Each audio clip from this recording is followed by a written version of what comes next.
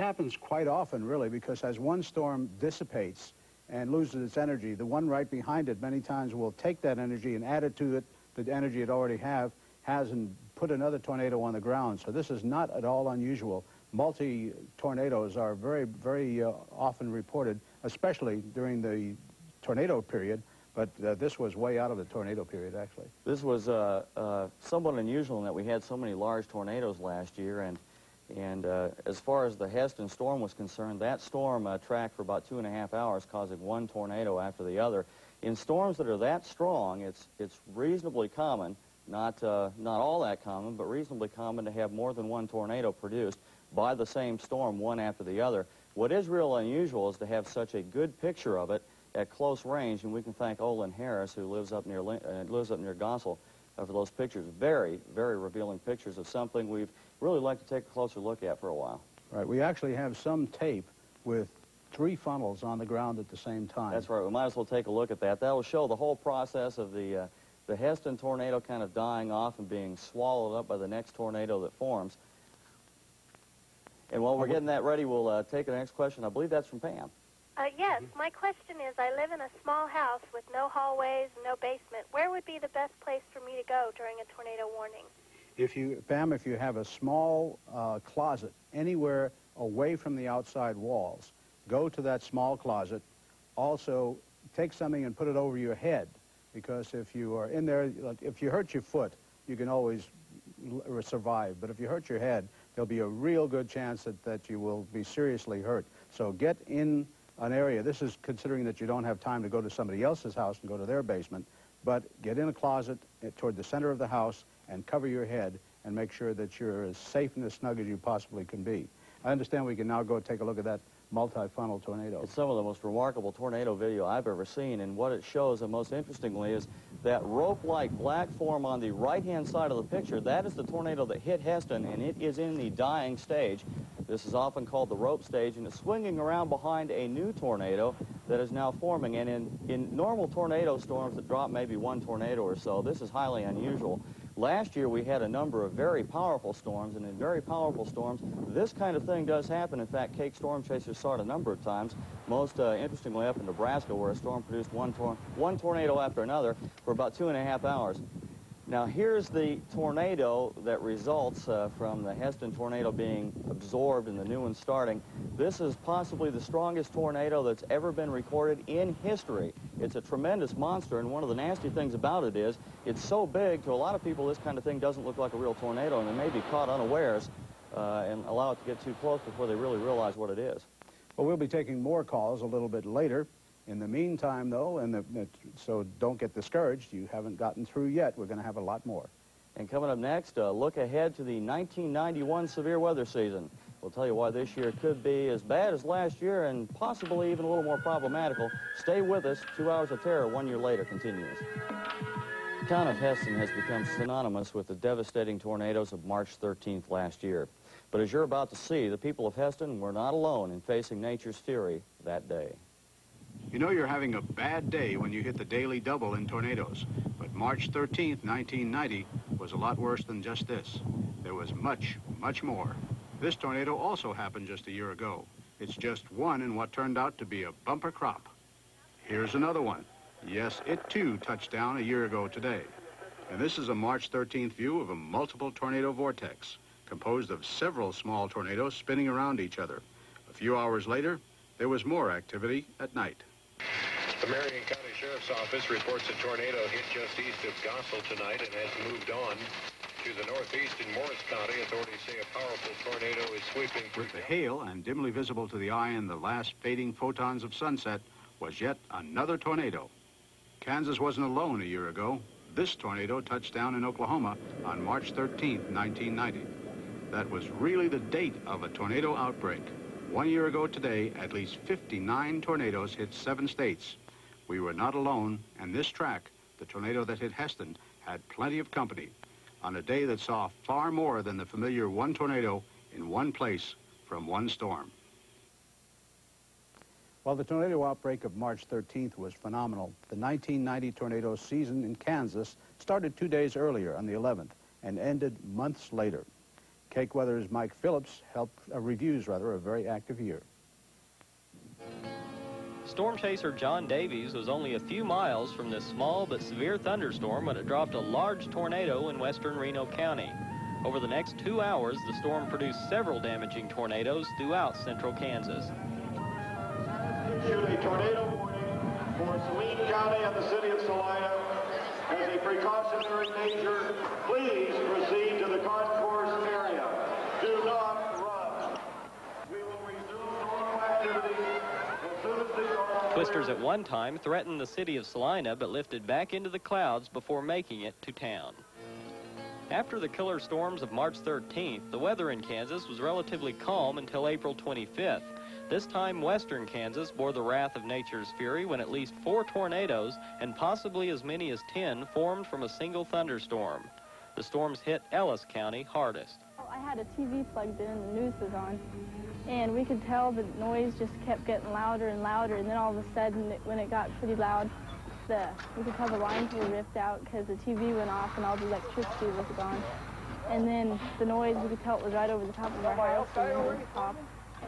And my back was against the wall and I could feel the roof go, but it didn't feel like any of the walls above me went. Yeah, I seen it come. If it had stayed in the path it was in, the first path, if it had stayed, it would have took me and would have went straight to Ellis.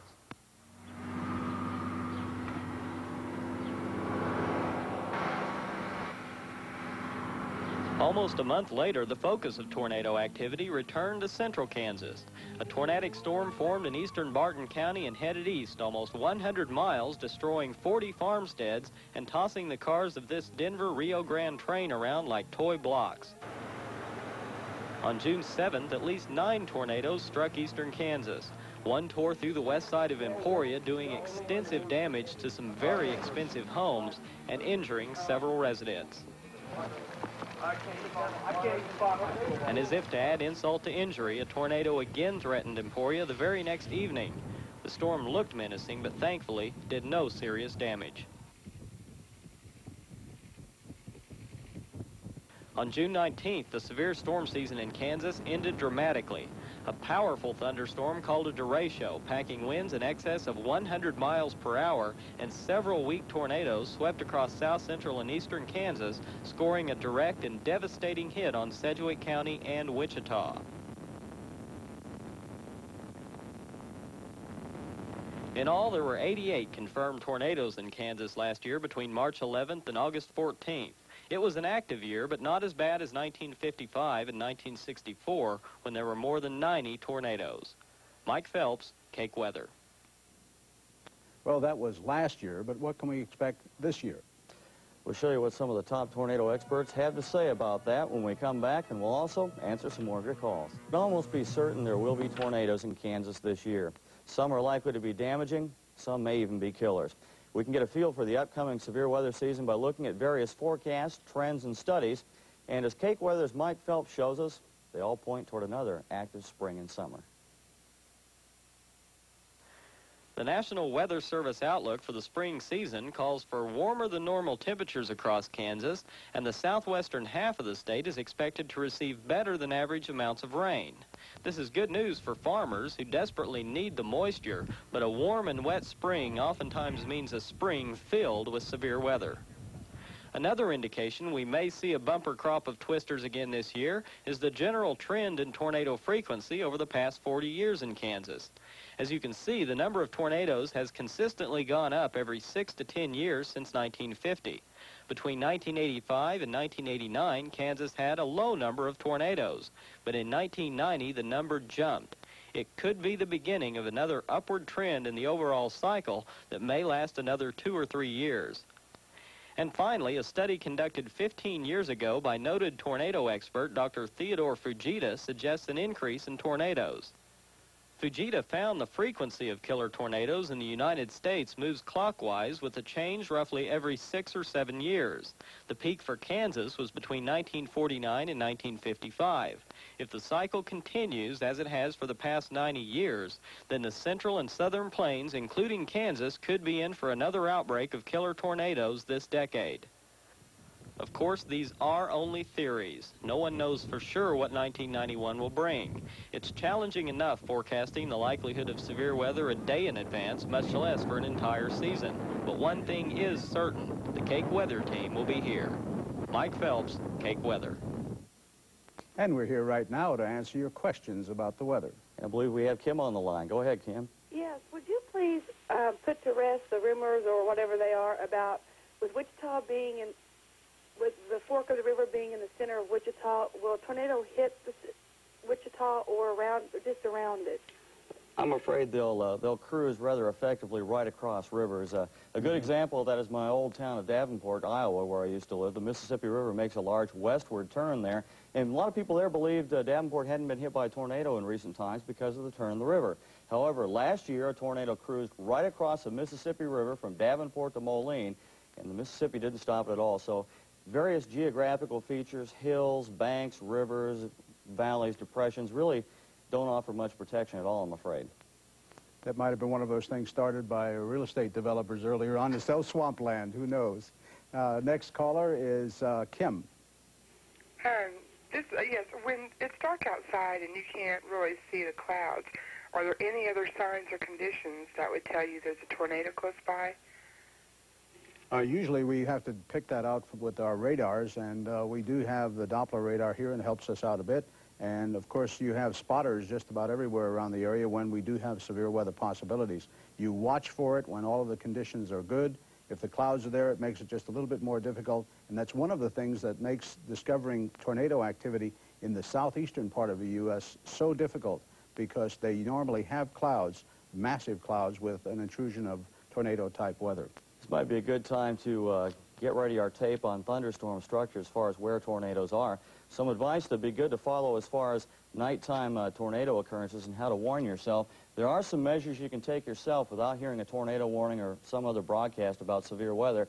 If you see large hail and there isn't otherwise a weather warning out, it's a good idea to go to the basement or be ready to get there very quickly, because in a thunderstorm, the type of thunderstorm that produces tornadoes, it usually produces tornadoes, the tornado will occur if it's there right next to where the hail is. Now first, as the storm moves from left to right across the screen, you get all the rain coming down in the downdraft in that blue area. The tornado's in the back of this type of storm where you see those red areas spiraling up. So first you get the rain, then you get the hail, which comes out between the rain and generally where the tornado is, and then just as the hail starts to stop or kind of trails off, often you get the tornado. It's kind of deceptive because it can lead you to believe that just as the storm kind of slacks off a little bit, it's over when the moment of greatest danger, when the tornado comes, is coming right by. So by noting where hail is in the storm and the fact that it usually occurs near tornadoes, you can kind of warn yourself that way, even at night. And also you should listen for noises of tornadoes. I've heard a couple now, and they are very, very distinctive as far as other kinds of storm winds. They sound strange, and if there's one nearby and you hear it, you'll know it. And in the dark, Dave, if you see snapping power lines, it's a real good idea to get to the basement immediately. That means there's something very strong there. Now let's go to John. Yes, Tim. Good evening. Good evening. We just moved up from Texas, and I've been a weather spotter down there for about, the good last 3 years in the Parkin County area. And we drove all over North Texas, southern Oklahoma, and Texas Panhandle area. And my first question is, I'd like somebody to get back with me after the broadcast. I'd like to get hooked up with the local races up here. Maybe you might like to give a number, for people that might be interested in certifying as storm spotters. Well, we'll do that. Just make sure folks have your number up in the office, and then we'll call you back immediately. They can take a message, and we'll call you back, leave it at the desk, or get in touch with us tomorrow. There are official programs for that through the Weather Service as well, and we can let you know about those. One thing we ought to talk about, since we can't possibly include all the severe weather safety details you really need to know right now, is that we have a booklet that contains all that you can kind of read in your leisure, that also has a lot of other nasty weather advice as to what to do in cold snaps or flash floods or things like that, or lightning strikes. You can get that here at Cake TV by writing to Cake Severe Weather Handbook. Send $1 for postage and handling and write it to P.O. Box 10, Wichita, Kansas, 67201. That way, whatever we can't get to in the limited time in this program, you'll be able to have that at your leisure. and look through that anytime you need to and become familiar with it. We are getting to storm season. One other thing you should have as far as severe weather at night, get a NOAA weather radio and get that that has an alarm and also that has a backup battery right there. That means that... let's go to Diane. And, okay, Diane. Hi, I was just wanting to find out, we just moved into a house and we have a wide open basement, and we're just wondering, we was told that the southeast corner of the basement is the place that you should be, you know, because we have all open floor, there's no cutoffs in this at all. Usually on a wide open basement, Diane, they'll have a rather strong beam. It used to be called I-beam. If you can find out where there is nothing else, no other place to go. Get a heavy piece of furniture, turn it over, get under that heavy piece of furniture, under the most protected area in your basement. So that's the best advice we can give you, actually, because we are looking every day to find the safest place in the basement. But remember, do something else other than just go to the basement. Get under something heavy that protects you in case there's damage and in case anything falls in on top of you. And Dave, it's good weather advice about nasty weather, not nasty weather advice. That's right. And now let's go to Craig. Okay, Jim, Dave, I really had a question. I know wind speed has a lot to do with tornadic activity, but which type of tornado is more devastating, the narrow-base tornadoes or the wide-base tornadoes like what swept through Heston? Well, the question, Dave, is the narrow base or the wide base tornado, which one is more damaging? Well, the wider the base, of course, the more damage will be done by that storm, and usually the wider the base, the stronger that massive thunderstorm is directly over it. So I would say the wider base, but any tornado can cause quite a bit of damage. Well, we thank you for joining us tonight. We hope we've been of some help. Get in touch with us here at KTV if you have additional questions, and thanks. Good night.